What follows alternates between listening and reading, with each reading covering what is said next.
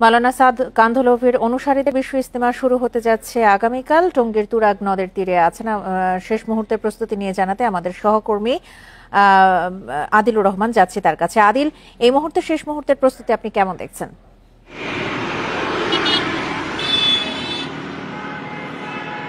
দেখুন, নানা সংশয় এবং নানা আলোচনার পরে মাওলানা সাদ কান্ধলভির যারা অনুসারীরা আছেন তারা আনুষ্ঠানিকভাবে তাদের যে 3 দিনের ইজতেমা, সেই ইজতেমাটি আসলে করতে পারছেন। গত কয়েকদিন আগে তাদেরকে আনুষ্ঠানিকভাবে জেলা প্রশাসনের পক্ষ থেকে মাঠ হস্তান্তর করা হয়েছে। এরপরে খুব অল্প কয়েকদিন অর্থাৎ তারা পেয়েছেন। আমরা যদি বলি যে গত রোববারে তারা মাঠ পেয়েছেন, মাঠ পাওয়ার পরে তাদের যে প্রস্তুতি, সেই প্রস্তুতিগুলো তারা এই খুব অল্প সময়ের মধ্যে তারা নিয়েছেন। এরই মধ্যে এই টঙ্গীর ময়দানের যে 160 একর যে ইজতেমা ময়দান, সেই ইজতেমা ময়দানে তারা তাঁবু টানানোর কাজ শেষ হয়েছে, মাইক বসানোর কাজ শেষ হয়েছে, পানির সরবরাহ সেটিও শেষ হয়েছে। অর্থাৎ আয়োজক কমিটির পক্ষ থেকে বলা হচ্ছে যে খুব অল্প সময় তারা পেয়েছেন, তারা সব ধরনের প্রস্তুতি এরই মধ্যে শেষ করেছেন। মূলত গতকাল থেকে বিকেল থেকে ইজতেমার উদ্দেশ্যে দেশের বিভিন্ন প্রান্ত থেকে মুসল্লিদের আসাটা শুরু হয়েছে আনুষ্ঠানিকভাবে। আজকেও দিনভর মুসল্লিরা আসবেন। এরই মধ্যে মুসল্লিদের জন্য খিত্তাগুলো প্রস্তুত রাখা হয়েছে, তাঁবু টানিয়ে রাখা হয়েছে। এখন মুসল্লিদের অপেক্ষা করা হচ্ছে। আমরা দেখতে পাচ্ছি যে এরই মধ্যে অনেক মুসল্লি চলে এসেছেন।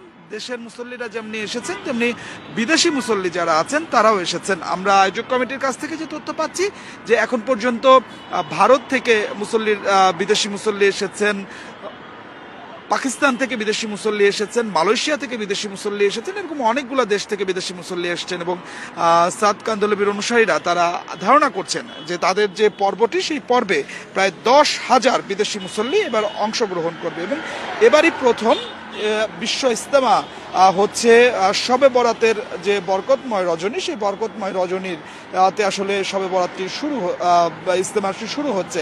সেই জায়গায় আমরা এখানে যারা মুসল্লিরা যারা আসছেন তারা আরো বেশি আবেগের কথা আমাদেরকে বলছেন। তার কারণ হচ্ছে তারা বলছেন যে ইজতেমা তাদের কাছে আবেগ, এবং ইজতেমার থেকে তারা দিনের শিক্ষা নেন, কিভাবে ইমান আমল নিয়ে তারা চলবেন সেই শিক্ষা নেন। এবং সেই জায়গায় যখন আসলে একটি বরকতময় রজনী এই টঙ্গীর ইজতেমা ময়দানে তারা কাটাতে পারবেন ইবাদত বন্দেগীর মধ্য দিয়ে, সেই জায়গায় তারা আরো অনেক বেশি পুণ্য করতে পারবেন এবং তাদের যে উদ্দেশ্যে তারা এখানে আসছেন সেই উদ্দেশ্য আরো বেশি সফল হবে, এটি মুসল্লিরা বলছেন। অর্থাৎ সব মিলিয়ে যদি বলা যায় যে মাওলানা সাদ কান্ধলভিদের যে ইজতেমা, সেটি আসলে প্রস্তুতি সব শেষ হয়েছে। আজকে আমবায়নের মধ্য দিয়ে, আসরের নামাজের পর আমবায়নের মধ্য দিয়ে ইজতেমার আনুষ্ঠানিকতা শুরু হবে। তবে মূল যে আনুষ্ঠানিকতা সেটি শুরু হবে আগামীকাল ফজরের নামাজের পর আমবায়নের মধ্য দিয়ে।